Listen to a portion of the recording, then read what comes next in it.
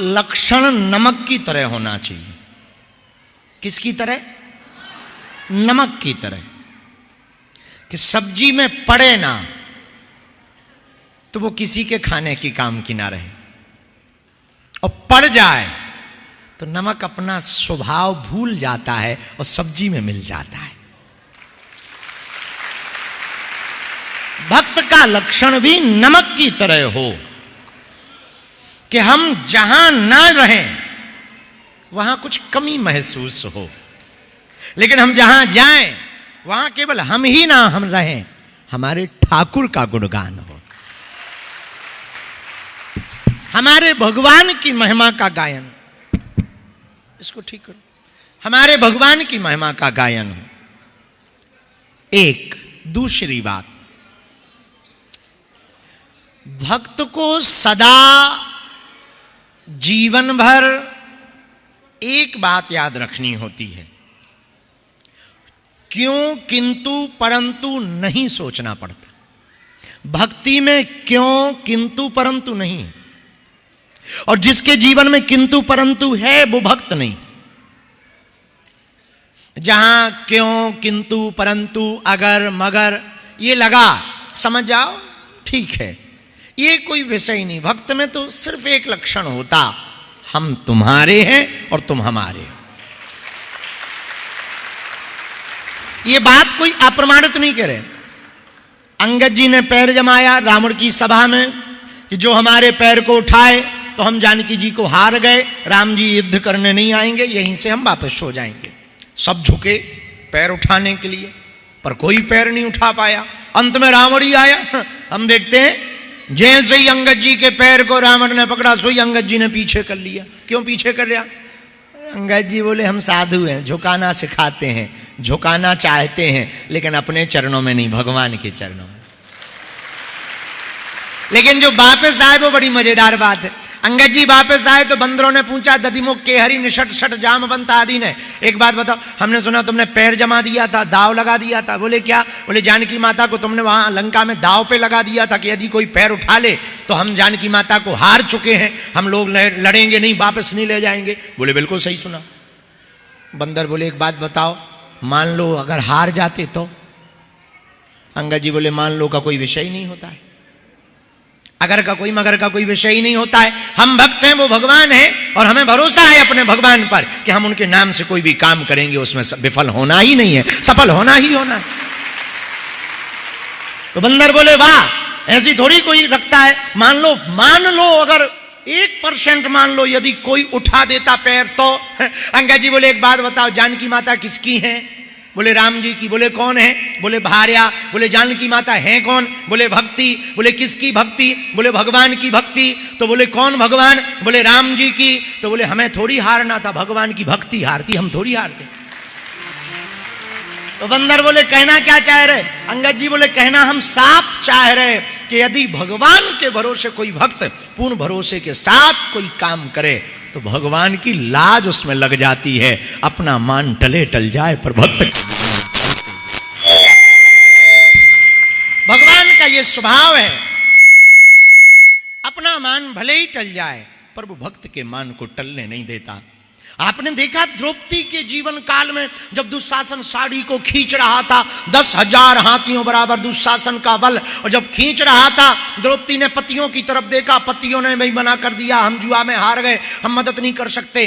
तो दुर्योधन की तरफ देखा, भीष्म पितामह की तरफ द्रौपदी ने देखा, तुम तो लाज बचाओ, तुम तो धर्मज्ञ हो, वृद्ध हो, वयोवृद्ध हो। तो उन्होंने भी नीचे सिर कर लिया कि तुम्हारे पति दाव खेले थे, हार गए, हम भी तुम्हारी लाज नहीं बचा सकते। द्रौपदी ने सोचा ये भी नहीं बचा सकते, मैं खुद बचाऊंगी अपनी लाज। साड़ी का पल्लू लिया, अपने दोनों होठों के बीच में दबा लिया, दुशासन ने एक झटका मारा, पल्लू छूट गया। अब लगा अब तो कोई यदि बचा सकता तो केवल गोविंद बचा सकता, और कोई हमारे इज्जत को बचा नहीं सकता।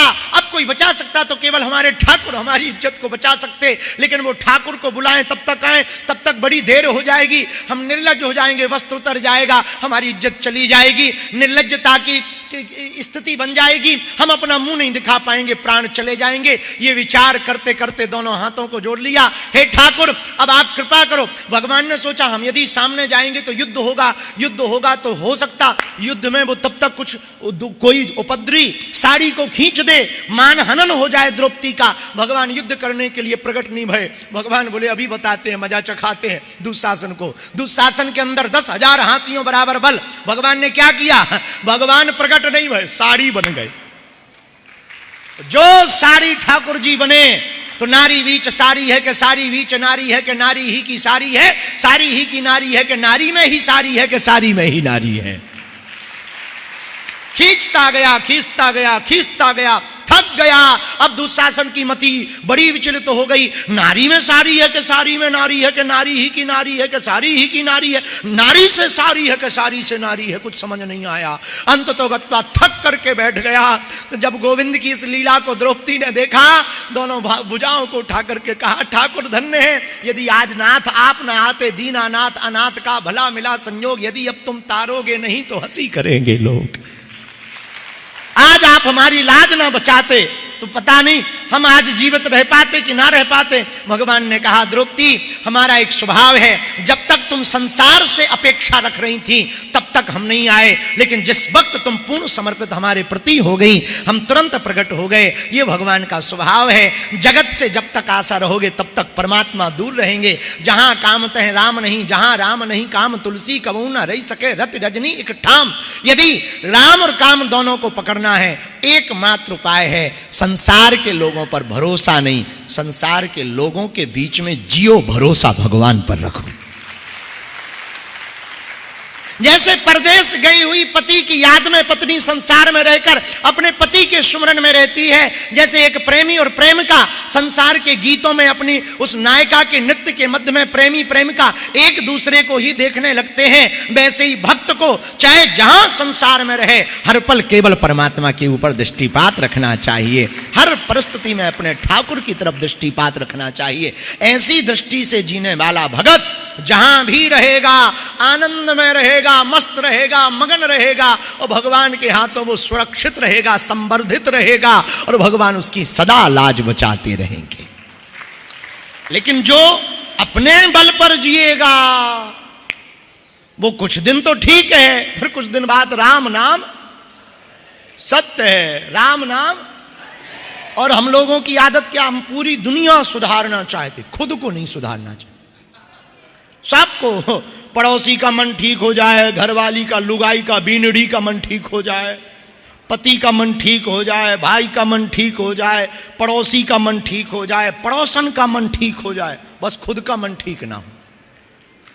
हमारा मंतव्य है हम सुधरेंगे, जगत सुधरेगा, हम अपने आप में सुधार करेंगे, संसार में सुधार होगा। तो जितने भी यहाँ प्रियजन भक्तजन विराजमान हैं, आप सबके ऊपर भगवान की बड़ी अनुकंपा है। हम एक ही बात कहेंगे, सदैव हमने कही, आज फिर प्रार्थना करेंगे, भैया भरोसा भगवान पर रखो, दिल भगवान से लगाओ, दिमाग संसार में लगाओ। आपके पास दो हैं, एक दिल एक दिमाग। दिमाग संसार में लगाओ, दिल भगवान से लगाओ, मन भगवान के चरणों में लग जाएगा। राम ही केवल प्रेम प्यारा, जान लेव जो जानन हारा।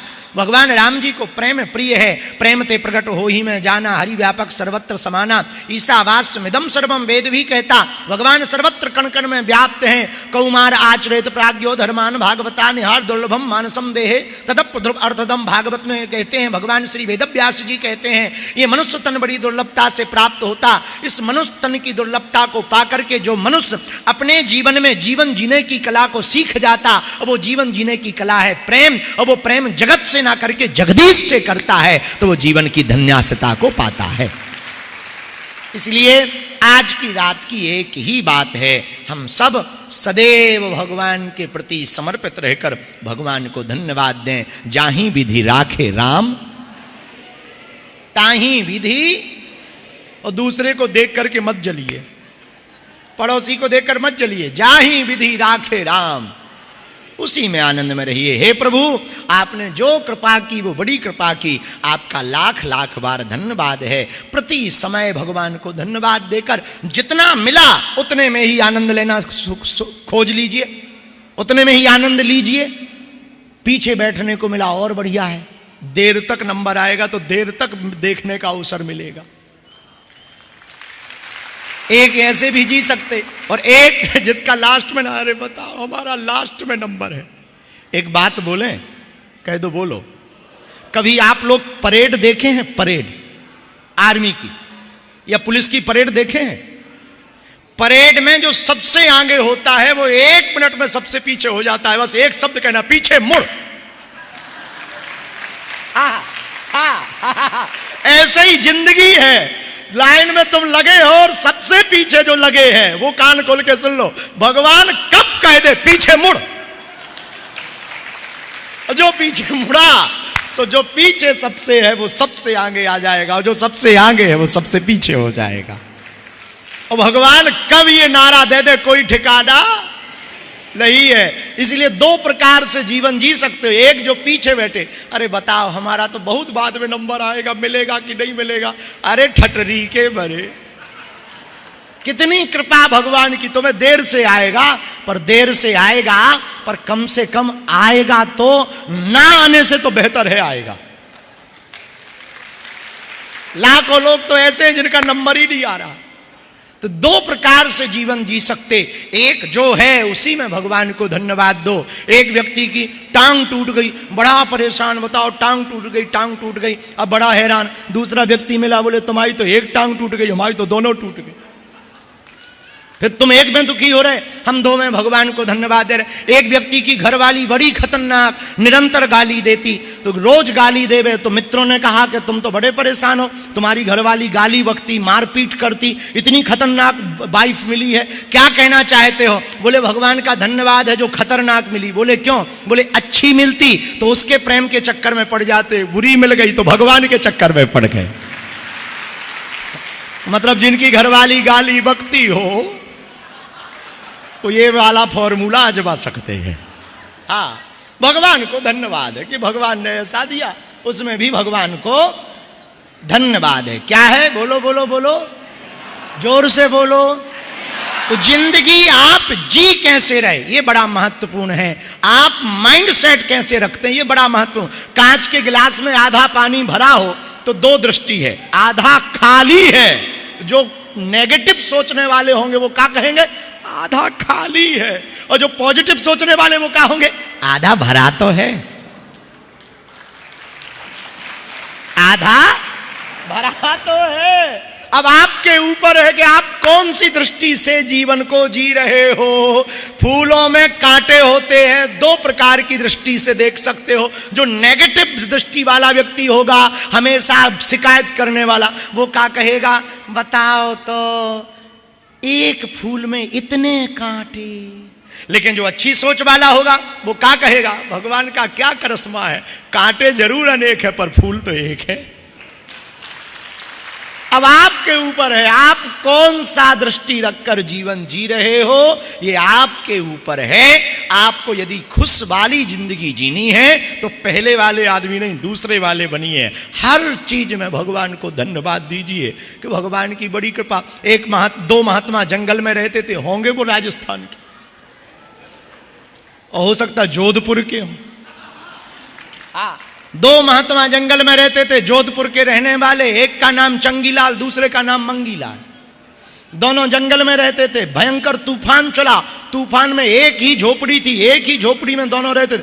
आधी झोपड़ी उड़ गई। एक महात्मा रोवे, एक हंसे। तो रोने वाले से पूछा क्यों रो रहे? बोले भगवान से शिकायत कर रहे। क्या? भगवान बड़ा निर्दयी है, बताओ झोपड़ी उड़वा दी, शर्म नहीं आती भगवान को? आधी झोपड़ी उड़वा दी, अब हम कहां सोएंगे? दूसरे वाले से पूछा आप हंस क्यों रहे, आपके पास दूसरी झोपड़ी है क्या? बोले नहीं यही थी।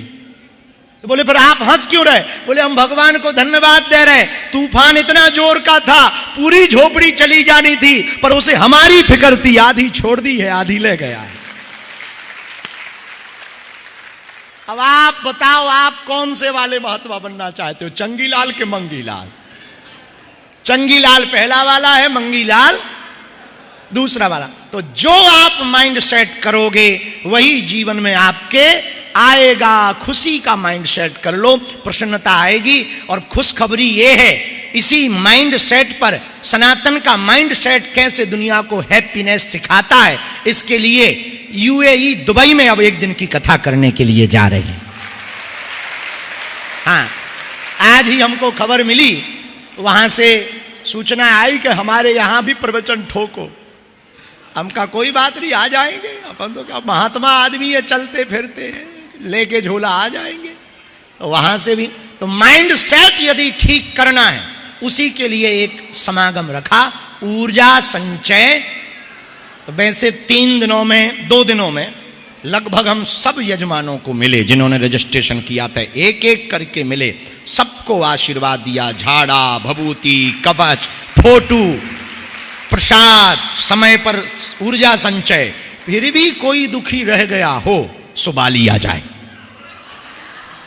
फिर भी कोई दुखी रह गया हो कि भाई नहीं है संतुष्टि, तो नो प्रॉब्लम, आप बाली आ सकते हो। बाली में भी अगस्त में 3 दिन का ऊर्जा संचय समागम है।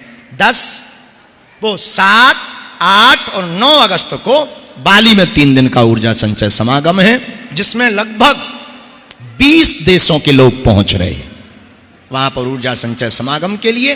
यह सनातन का शंखनाद है कि भारत में अब विदेशों में भी राम नाम का डंका बज रहा है। हरे हरे। पर भैया अपने भारत की एक विचित्र बात है, पूछो क्या?